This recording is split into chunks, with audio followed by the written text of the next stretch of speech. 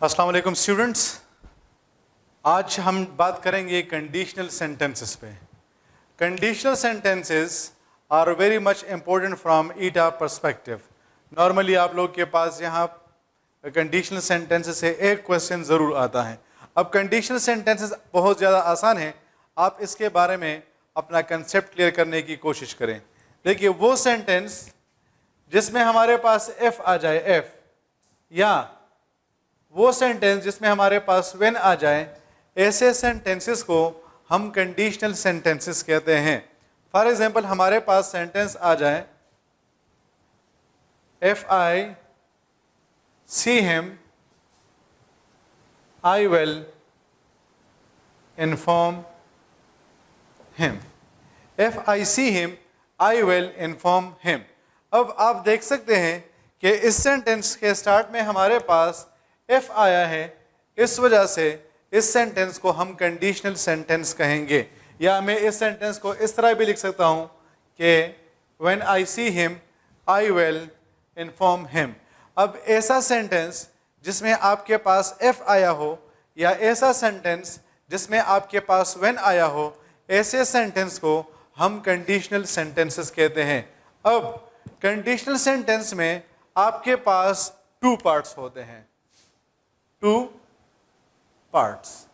एक आपके पास काज होता है और एक आपके पास इफेक्ट होता है।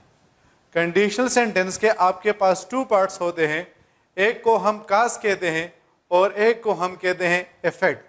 काज का मतलब होता है वजह और इफेक्ट का मतलब होता है असर। या अगर हम इसको और भी ज़्यादा सिंपल वर्ड्स में डालें तो इसका मतलब ये है कि अगर फर्स्ट एक्शन होगा तो सेकंड एक्शन भी होगा, और अगर फर्स्ट एक्शन नहीं होगा तो सेकंड एक्शन भी नहीं होगा। यानी अगर मैं उसको देखूंगा तो मैं उसको इन्फॉर्म कर सकूंगा, लेकिन अगर मैं उसको नहीं देख पाऊंगा तो मैं उसको इन्फॉर्म नहीं कर सकूंगा। तो आप देख सकते हैं कि अगर ये काम हो रहा है तो ये काम भी हो रहा है, और अगर ये काम नहीं हो रहा है तो ये काम भी नहीं हो रहा है। इस वजह से हम इसको कहते हैं काज एंड इफेक्ट।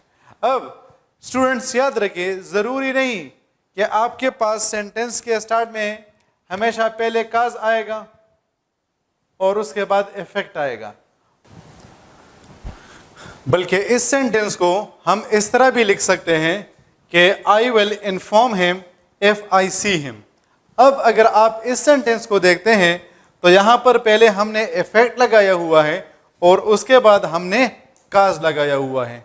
आपके लिए सबसे इंपॉर्टेंट पॉइंट यह है कि सेंटेंस में आपके पास दो हिस्से होंगे, एक आपके पास काज होगा और दूसरा आपके पास इफेक्ट होगा। अब सेंटेंस का स्ट्रक्चर इस तरह भी हो सकता है कि पहले काज आ जाए और उसके बाद इफेक्ट आ जाए, और इसका पैटर्न इस तरह भी हो सकता है कि पहले आपके पास इफेक्ट आ जाए और उसके बाद आपके पास काज आ जाए। सो इट मीन्स कि हमारे पास सेंटेंस में काज एंड इफेक्ट सीक्वेंस भी आ सकता है और हमारे पास इफेक्ट एंड काज सीक्वेंस भी आ सकता है। अब ईटा पॉइंट ऑफ व्यू से एक बहुत ज़्यादा इंपॉर्टेंट पॉइंट मैं आपको ये बताना चाहूँगा कि अगर हमारे पास सेंटेंस के स्टार्ट में पहले काज आ जाए, काज, और उसके बाद हमारे पास इफेक्ट आ जाए, यानी जिस तरह यहाँ पर हमारे पास पहले काज आया है और उसके बाद हमारे पास इफेक्ट आया है, तो ये बहुत ज़्यादा ज़रूरी है कि हम काज और इफेक्ट के दरमियान कामा लगाएंगे। अगर आप काज और इफेक्ट के दरमियान कामा नहीं लगाते हैं तो आपका सेंटेंस गलत होगा। यानी अगर इस सेंटेंस को मैं इस तरह लिखूं, if I see him I will inform him, so this sentence will be considered an incorrect option. The reason is कि हमारे पास जब पहले काज आएगा और उसके बाद हमारे पास इफेक्ट आएगा तो यह बहुत ज़्यादा ज़रूरी है कि हम काज और इफेक्ट के दरमियान कामा ज़रूर लगाएंगे। इसी तरह अगर हमारे पास पहले इफेक्ट आ जाए और उसके बाद हमारे पास काज आ जाए, जिस तरह यहाँ पर हमने लिखा है कि आई will inform him if I see him, तो फिर याद रखें कि हम इफेक्ट और काज के दरमियान कामा नहीं लगाएंगे। अगर पहले इफेक्ट आ जाए और उसके बाद काज आ जाए और हमने इफेक्ट और काज के दरमियान जिस तरह यहाँ पर हमने कामा लगाया हुआ है, तो हमारा जो आंसर होगा वो क्या होगा, वो गलत कंसिडर होगा। डियर स्टूडेंट्स, आप लोगों के पास जब ईटा में किसी किस्म का क्वेश्चन आता है और आपको उसका जवाब आता है, तो बस आप डायरेक्टली जो है वो एक्साइटमेंट में आकर उसको आंसर जो है वो लिख देते हैं। यार मैं हमेशा आप लोगों को यही एडवाइस देता हूँ कि जो आंसर आपको नहीं आता वो तो आपको वैसे भी नहीं आता, जो आपको आता है उसको डबल चेक किया करें। अब फॉर एग्जाम्पल अगर ये आपके पास ऑप्शन ए हो और ये आपके पास ऑप्शन बी हो और आप एक्साइटमेंट में आकर जो है वो ऑप्शन बी को टिक कर लेते हैं, तो आपका ऑप्शन तो गलत होगा। इसी तरह बाज़ औक़ात आप कहते हैं कि हमारे पास तो ऑप्शन ए भी यही आंसर में आ रहा है और ऑप्शन बी भी हमारे पास सेम है, यानी आप ये कहते हैं कि हमारे पास दोनों ऑप्शन सेम आ रहे हैं। तो डियर स्टूडेंट्स याद रखें, आपके पास दोनों ऑप्शंस कभी भी सेम नहीं होते हैं। Eta is basically is examination of tricks, और यही आपके पास छोटा सा ट्रिक होता है जिसके ज़रिए से आप क्या करते हैं, जिसके ज़रिए से आपका आंसर ठीक या गलत होता है।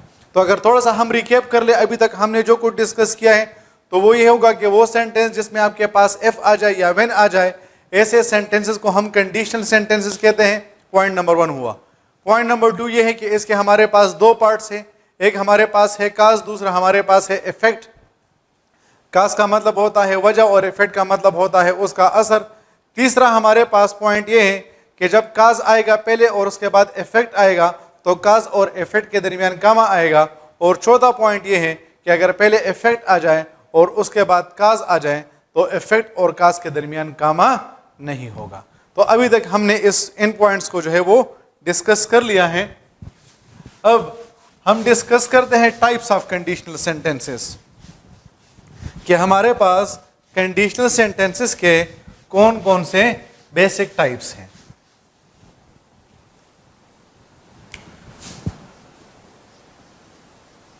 अब कंडीशनल सेंटेंसेस को हम दो हिस्सों में डिवाइड करते हैं। ब्रॉडर लेवल की हम बात कर रहे हैं। फर्स्ट वन को हम कहते हैं रियल कंडीशनल सेंटेंसेस, और सेकंड वन को हम कहते हैं अनरियल कंडीशनल सेंटेंसेस। अभी हम इसको थोड़ा सा ब्रॉडर लेवल पे डिस्क्राइब कर रहे हैं, सही है। रियल जिस तरह इसके नाम से वाज़ेह है, ठीक है, वो चीज़ जो कि हमारे रियल लाइफ में होती है, या जब हम किसी ऐसे सिचुएशन की बात करते हैं जिसको हम खुद अपनी आंखों से देखते हैं। और दूसरा हमारे पास है अनरियल कंडीशनल सेंटेंसेस। तो अनरियल हमारे पास वो बन जाएगी जिसको जब हम किसी ऐसे सिचुएशन की बात करते हैं जिसको हम अपने रियल लाइफ में नहीं देख सकते हैं, या जो कि हमारे रियल लाइफ में पॉसिबल ना हो। अभी आप लोगों ने कंफ्यूज नहीं होना है, सही है। मैं जब आप लोगों को एग्जांपल्स दूंगा और इसको हम डिस्कस करेंगे, तो फिर आप लोगों के लिए ये पॉइंट्स क्लियर हो जाएंगे। अब रियल कंडीशनल सेंटेंसेस को हम डिवाइड करते हैं दो हिस्सों में। फर्स्ट वन को हम कहते हैं जीरो कंडीशनल सेंटेंसेस, और सेकंड वन को हम कहते हैं first conditional sentences. Real conditional sentences के हमारे पास टू टाइप्स हैं। The first one is called zero conditional sentence, जबकि दूसरे को हम कहते हैं फर्स्ट कंडीशनल सेंटेंस। इसी तरह अनरियल कंडीशनल सेंटेंस के भी हमारे पास दो पार्ट्स हैं।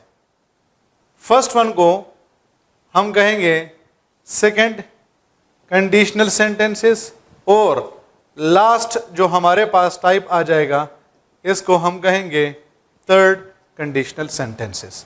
तो अगर थोड़ा सा रिकैप कर लें, सिंपल हमने ये कहा कि हमारे पास इसके टू ब्रॉडर लेवल के टाइप्स हैं। फर्स्ट वन को हम कहते हैं रियल कंडीशनल, और दूसरे को हम कहते हैं अनरियल कंडीशनल। रियल का मतलब है कि जब हम किसी ऐसे सिचुएशन की बात करते हैं जिसको हम खुद अपनी आंखों से अपने ज़िंदगी में देख सकते हैं, और अनरियल का मतलब होता है कि जब हम किसी ऐसे सिचुएशन की बात करते हैं जिसको हम अपने रियल लाइफ में ऑब्जर्व नहीं कर सकते हैं। फिर रियल कंडीशनल सेंटेंस के हमारे पास दो टाइप्स हैं। फर्स्ट वन को हम कहेंगे जीरो कंडीशनल सेंटेंस और दूसरे को हम कहते हैं फर्स्ट कंडीशनल सेंटेंस। इसी तरह अनरियल कंडीशनल सेंटेंस के भी हमारे पास दो टाइप्स बन जाएंगे। फर्स्ट वन को हम कहेंगे सेकंड कंडीशनल सेंटेंस और लास्ट वन जो हमारे पास बन जाएगा that is third conditional sentence. अब रियल कंडीशनल सेंटेंसेस को हम वन बाय वन डिटेल में डिस्कस करते हैं।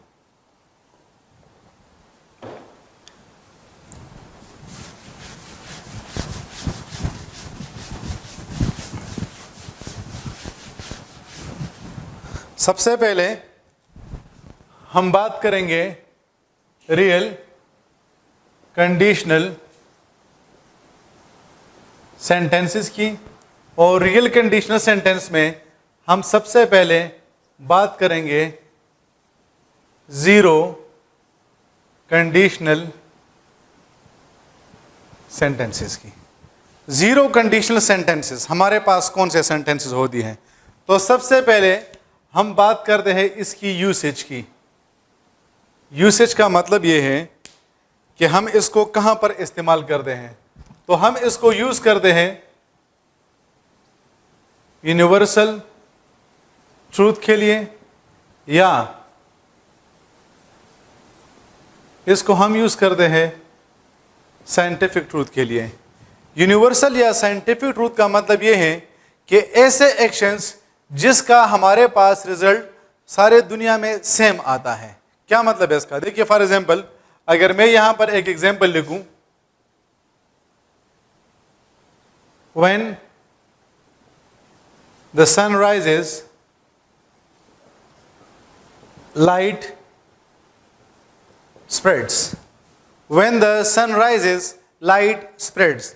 अब दुनिया के जिस भी हिस्से में हो, चाहे वो पाकिस्तान में है, चाहे वो अफगानिस्तान में है, चाहे वो किर्गिज़स्तान में है, चाहे वो ताजिकिस्तान में है, चाहे वो उज़्बेकिस्तान में है, या चाहे वो अज़रबैजान में है, जहाँ पर भी है दुनिया में, अगर आपके पास सूरज निकलेगा तो वहाँ पर आपके पास रोशनी क्या होगी? रोशनी आपके पास फैलेगी। तो इसका मतलब ये हुआ कि ऐसे एक्शंस जिसका हमारे पास रिजल्ट 100% आता है, तो ऐसे एक्शंस को हम जीरो कंडीशनल सेंटेंस कहेंगे।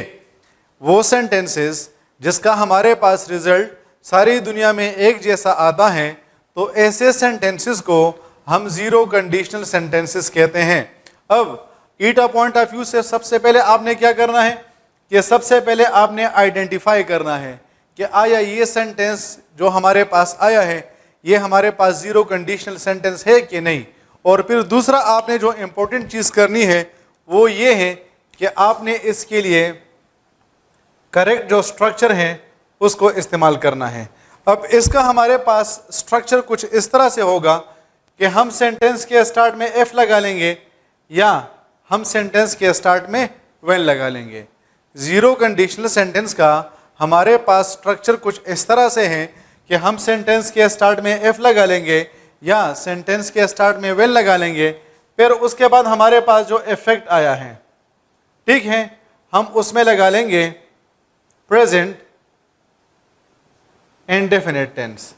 जबकि दूसरे पार्ट में हमारे पास ये हमारे पास जो काज है और हमारे पास जो इफेक्ट आएगा उसमें भी हम यूज करेंगे प्रेजेंट इंडेफिनिट टेंस को। इसका मतलब ये हुआ कि सेंटेंस के दोनों पार्ट्स में हमारे पास प्रेजेंट इंडेफिनिट टेंस आएगा। प्रेजेंट इंडेफिनिट टेंस का मतलब क्या होता है?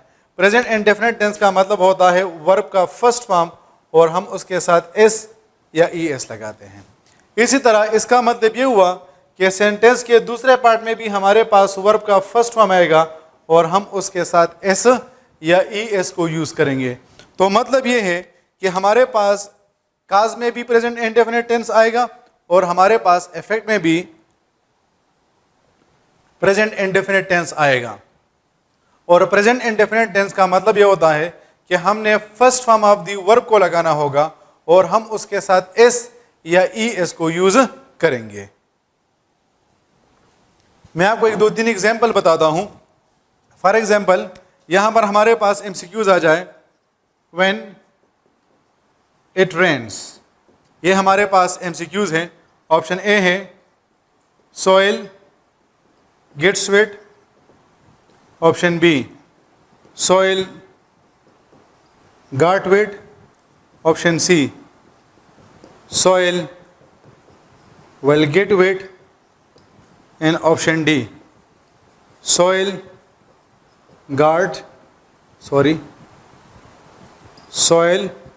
would get wet. अब लेट्स सपोज हमारे पास एक MCQs आया है, and MCQs is when it rains, soil gets wet, soil got wet, soil will get wet, and option D, soil would get wet. अब देखिए ये हमारे पास एक यूनिवर्सल फिनोमिनन है कि दुनिया में जिस जगह पर भी बारिश होती है वहाँ पर ज़मीन गीली होती है। अब इस तरह नहीं कि एक जगह पर ज़मीन गीली होगी और दूसरी जगह पर ज़मीन गीली नहीं होगी। तो इस वजह से हमने क्या करना है, अब इफेक्ट में हमने first form of the verb को देखना है। तो अगर आप इसको देखते हैं, गॉट हमारे पास second form of the verb है, वेल को हम यूज़ नहीं कर सकते हैं, इसी तरह वुड को भी हम इसके साथ यूज़ नहीं कर सकते हैं। तो यहाँ पर हमारे पास सिर्फ और सिर्फ एक ही ऑप्शन रह जाएगा, दैट इज़ गेट्स। तो गेट्स हमारे पास first form of the verb है, इस वजह से हमारे पास जो राइट ऑप्शन है that is soil gets wet. इसी तरह अगर मैं आपको नेक्स्ट एग्जांपल दूं, when the sun sets, option A, night started, option B, night was starting, option C, night might start, and option D, night starts. तो अब ज़रा आप अगर इन MCQs को देखते हैं तो ये भी आपके पास एक यूनिवर्सल फिनोमिनन है कि दुनिया में जहाँ पर भी सूरज क्या होता है, सूरज बैठ जाता है तो वहाँ पर रात शुरू हो जाती है। तो आप देखिए ना, night started second form of the verb, night was starting ये हमारे पास past form of the verb आया है। माइट को हम इसके साथ यूज नहीं कर सकते हैं, जिस तरह हमने कहा है कि हम इसके साथ first form of the verb को लगाएंगे और हम इसके साथ एस लगाएंगे। अच्छा, ये ऑप्शन इस तरह भी आ सकते हैं, फॉर एग्जांपल ऑप्शन सी आ जाए, नाइट स्टार्ट, तो फिर उस वक्त फिर से आप कंफ्यूज हो जाते हैं कि यार हमारे पास तो दोनों ऑप्शन सेम है। तो नहीं, हमने ये कहा था कि हम वर्ब के साथ क्या करते हैं, एस या ई एस लगाते हैं।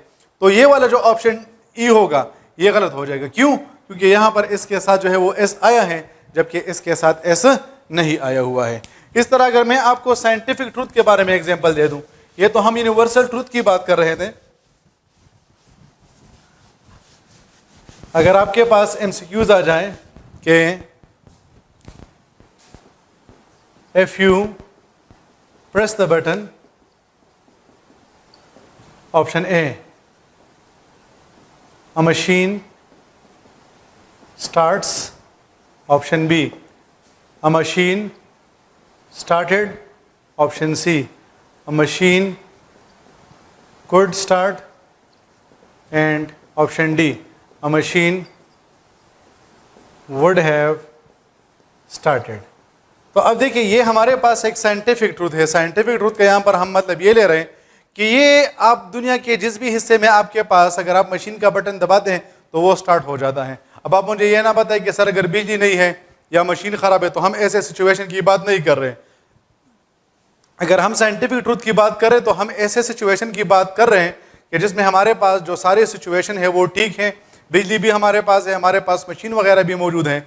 तो इसके बेस पर हमारे पास ये जो एग्जाम्पल आएगा इसमें हमारे पास जो राइट ऑप्शन होगा that is a machine starts. तो ये हमारे पास था जीरो कंडीशनल सेंटेंस। थोड़ा सा फिर से रिवाइज करते हैं, इसको हम जीरो कंडीशनल इस वजह से कहते हैं क्योंकि हमारे पास इसका जो काज होता है उसका इफेक्ट हमारे पास हमेशा हमारे पास सेम आता है। और दूसरा पॉइंट ये है कि इसको हम यूनिवर्सल या साइंटिफिक ट्रूथ के लिए यूज करते हैं। थर्ड पॉइंट इसमें हमारे पास ये है कि सेंटेंस के स्टार्ट में हम इफ या व्हेन लगा लेंगे और फिर हम उसके साथ प्रेजेंट इंडेफिनिट टेंस को यूज करेंगे। काज में भी और इफेक्ट में भी हम प्रेजेंट इंडेफिनिट टेंस को यूज करेंगे। और प्रेजेंट इंडेफिनिट टेंस का मतलब होता है कि हम इसके साथ first form of the verb को यूज करेंगे। सेंटेंस के दोनों पार्ट में हमारे पास first form of the verb आएगा और हम उसके साथ एस या ई एस को यूज करेंगे। So this was zero conditional sentence. अब जीरो कंडीशनल सेंटेंस के बाद हमारे पास अब अभी तक हम सिर्फ रियल कंडीशनल सेंटेंस की बात कर रहे हैं।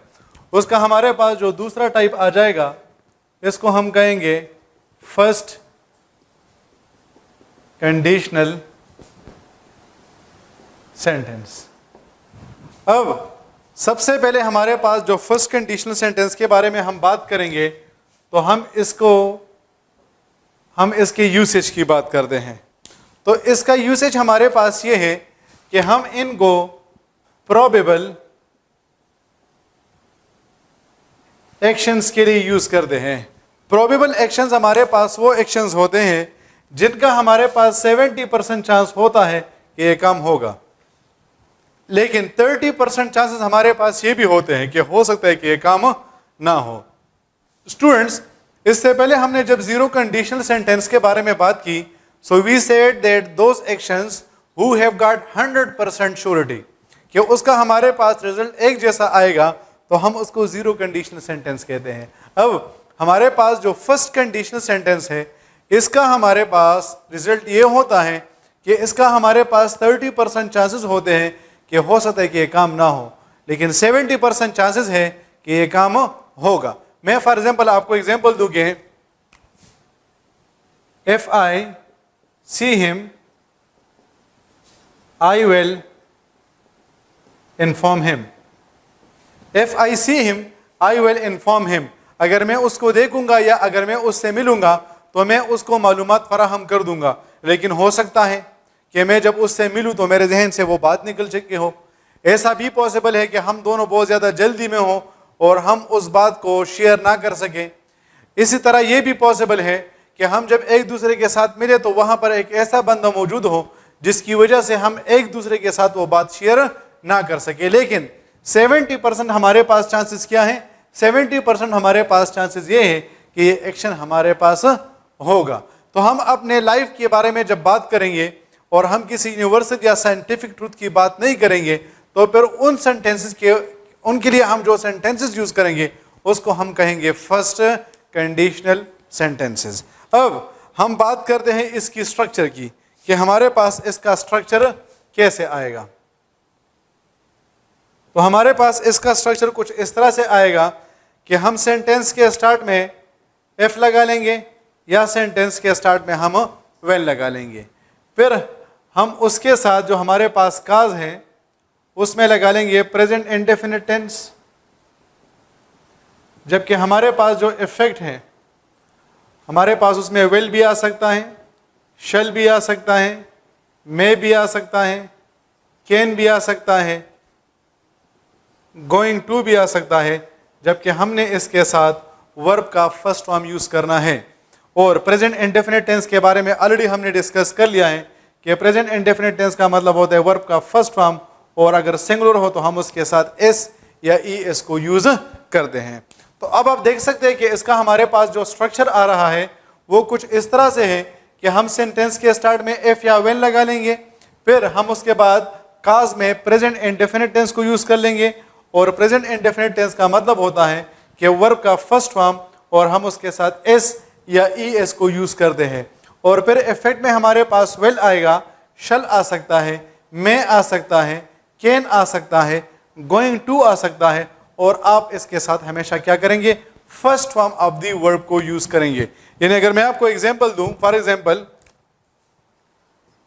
When I receive call, option A, I say अस्सलाम वालेकुम, option B, I will say अस्सलाम वालेकुम, option C, I would say अस्सलाम वालेकुम, and option D, I might say अस्सलाम वालेकुम।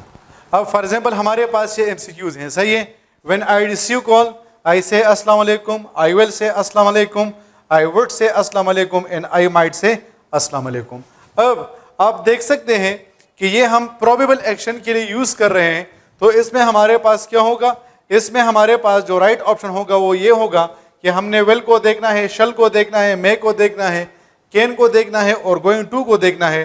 तो इसमें हमारे पास जो राइट ऑप्शन होगा that is option B, I will say अस्सलाम वालेकुम। देखिए हमारे पास हम नॉर्मली जो फ़ोन को रिसीव करते हैं हम कहते हैं अस्सलाम वालेकुम, लेकिन हो सकता है कि उस वक्त इंसान बिजी हो या हरी में हो, या कभी कभार जो है वो इमरजेंसी वगैरह आ जाती है, जिसकी वजह से इंसान जो है वो अस्सलाम वालेकुम वगैरह नहीं बोलता है और वो अपने बात को सही तरीके से दूसरे बंदे तक शेयर नहीं कर पाते हैं। अगर हम और इसके एग्जाम्पल को डिस्कस करें,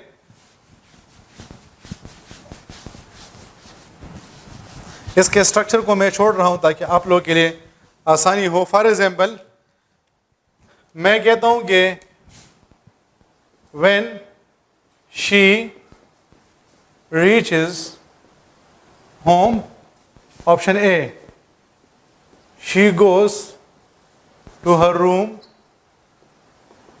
directly, option B, she may go to her room directly, option C, she would go to her room directly, and option D, she, for example, would have gone to her room directly.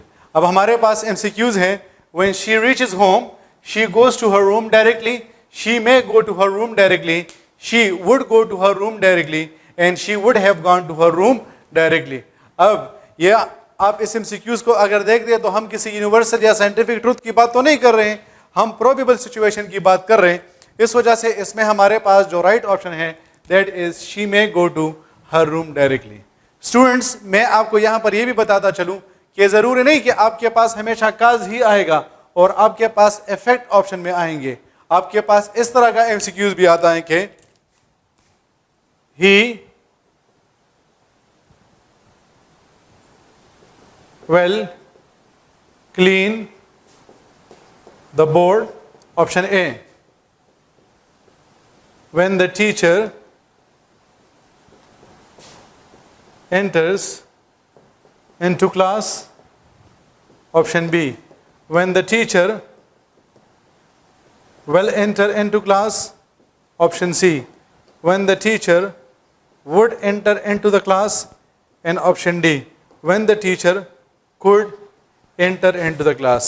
अब ये MCQs आप लोग के लिए बहुत ज़्यादा tricky है, बहुत ज़्यादा।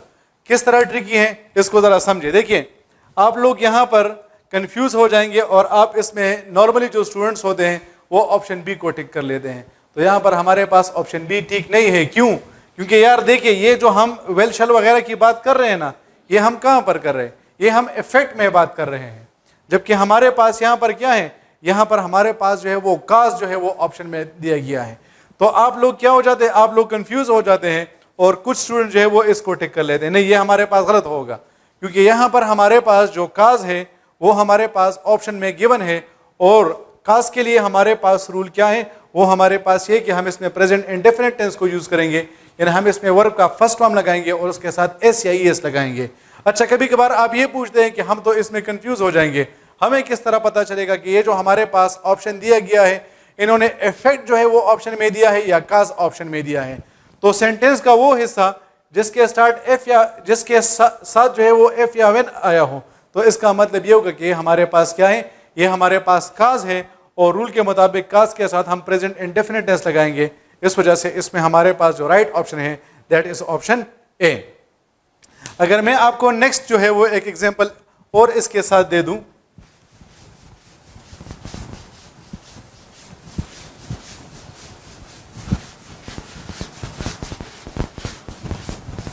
और वो कुछ इस तरह से हो कि